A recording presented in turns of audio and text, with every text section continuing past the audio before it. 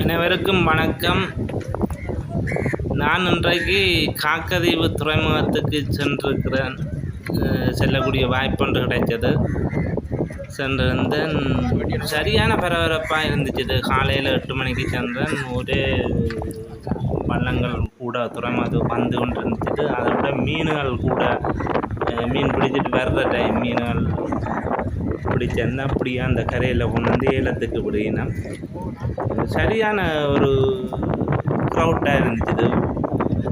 கூடுதலாக நான் நினைக்கிறேன் ஒரு 500-1000க்கு மேலே போட்டுகள் நின்றுச்சுது. அது பார்க்குறதுக்கு ஒரு நல்ல ஒரு இதாக இருந்துச்சு.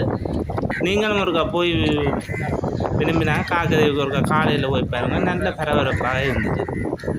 பார்க்குறதுக்கு ஒரு அழகாக இருந்துச்சு. நன்றி.